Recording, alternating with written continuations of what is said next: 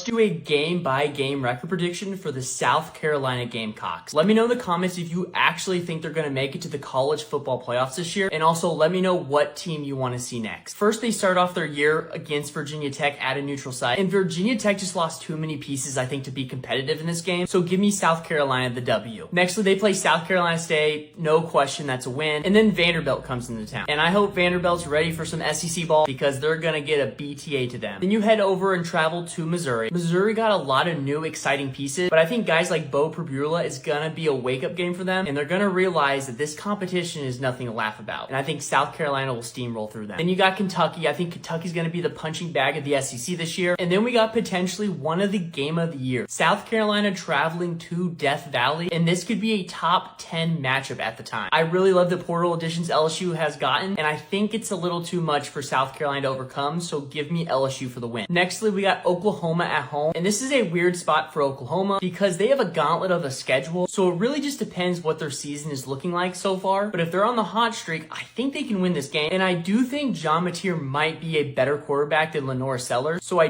do like Oklahoma to snag this win. Nextly, Alabama comes to town, and I know South Carolina is wanting revenge after last year, and I think after 2 straight losses, I think South Carolina wins this game, even though I don't think they're the most talented team. South Carolina then travels to Ole Miss, and that Lane Kiffin offense can be very electric at times, but I think Shane Beamer and his crew will get it done. Nextly, South Carolina travels to Kyle Field to play Texas A&M, and this Texas A&M team is one that I'm very low on, but it's because I'm not a huge believer in Marcel Reed. If Marcel Reed is the real deal, then this team will be very hard to beat, and I think this game is really close, but it being at Kyle Field is making me pick the Aggies. Nextly, they play Coastal Carolina. This should be a cupcake win, and then finally they end the year with Clemson. I think this is Clemson's year to win it all, and I think if they lose to South Carolina going into the playoffs, I don't think they have much hope in the playoffs. So because of that reason, I like Clemson to win this game. So this finishes off with South Carolina going 8-4.